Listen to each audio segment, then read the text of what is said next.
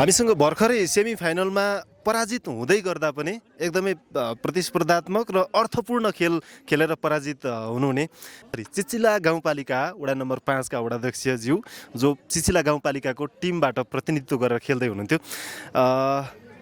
चन्द्रवीर राईजी हुनुहुन्छ। यहाँलाई स्वागत छ मकालु अनलाइनमा। धन्यवाद सर, नमस्कार। एउटा खेलाडीको पीडा चाहिँ अरू कसैलाई थाहा हुँदैन, त्यो खेलाडीलाई मात्रै थाहा हुन्छ भन्ने कुरो हुन्छ होइन। अनि जनप्रतिनिधिहरूलाई गुनासो आउँछ कि जनप्रतिनिधि र स्थानीय सरकार अनि राज्यले हेरेन, खेलाडीलाई हेरेन भन्दै गर्दा तपाईँ आफै चाहिँ आफैमा पनि खेलाडी हुनुहुँदो रहेछ र खेलाडीमा पनि कस्तो खेलाडी भने एउटा टिमलाई लिड गर्दै गर्दा राम्रो भूमिका रह्यो तपाईँको, त्यो खेलाडीहरूलाई चाहिँ लिड गरेर कसरी माहौल तताउने, खेलमा कसरी कमब्याक हुने भन्ने कुरामा होइन। आफै खेलाडी भइरहँदाखेरि यो खास गरी पालिका स्तरीय प्रतियोगितामा आज हिजो त खेल्नु भएन, आज आउनु भएको छ, कस्तो लागिरहेछ? चिचिलाको लोकल टिम, खास गरेर आज तपाईँहरूको लोकल टिम नै हो, प्रदेश नम्बर 1 को अधिकांश खेलाडीहरू समेटिएको 5 खपन जस्तो टिमलाई टक्कर दिन चान्सु नै त थिएन, त्यहाँ त कसरी हुन्छ राम्रो देखाउने भन्ने मात्रै थियो। कस्तो लागिरहेछ? 5 खपनको खेल कस्तो लाग्यो यहाँलाई? 5 खपनको चाहिँ अब टोटल्ली हाम्रो साथीहरू, खेलाडी भाइहरू सबै अब प्रदेश स्तरको एउटा राम्रो खेलाडीहरू।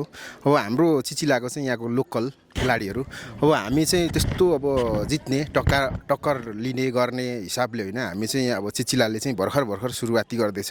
चिचिला चाहिँ यहाँ अब सिक्नको लागि राम्रो खेलाडीहरूसँग अब प्रतिस्पर्धा भन्दा पनि सिक्नको लागि अगाडि बढ्दैछ सर। अब बाँकी आउँदो दिनहरूमा चिचिलाले पनि राम्रो खालको खेलाडीहरू उत्पादन गर्नलाई चिचिला पनि लाग्नेछ र चिचिलाले आउँदो आगामी खेलकुदहरूमा योभन्दा अलिकति प्रगति गर्नेछ सर। यसपटक चिचिलाले बाहिरबाट त्यस्तो अलि भरपर्दो खेलाडीहरू आमन्त्रण गर्न सकेन। तपाईँ त वडाध्यक्ष आफै, कार्यपालिकाभित्र पनि तपाईँको कुरा बिग्छ। चिचिलामा नै यो जेनेरेसनमा अब भलिबललाई विस्तार गर्न, भलिबलमा योगदान दिने नयाँ खेलाडीहरू उत्पादन गर्नको निम्ति चाहिँ तपाईँको स्थानीय सरकारले चाहिँ के छ, नीतिहरू कसरी लिइरहनु भएको छ? हो, नीति कार्यक्रमहरू हामीले अब पालिका स्तरदेखि, वडा स्तरदेखि नै हामीले जुन यो पुरानो सिस्टम छ त्यो सिस्टमहरूलाई केही सुधार गर्दै लगेर अब खेलाडी भाइहरूलाई सबैलाई समेटेर एकमुष्ट रूपमा अब यहाँ हामीले भेला पार्नै सकिरहेको अवस्था छैन।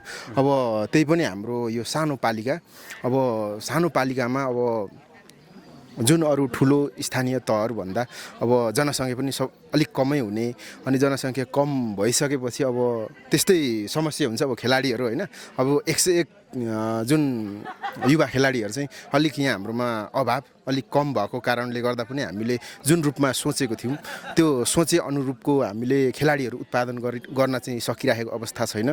तर आगामी दिनहरूमा अब हामी जुन ग्रास लेभल, यो विद्यालय स्तरदेखि नै हामीले केही सुधारहरू गर्नको लागि हामीले त्यही खालको नीति तथा कार्यक्रमहरू सिर्जना गरिएको छ सर।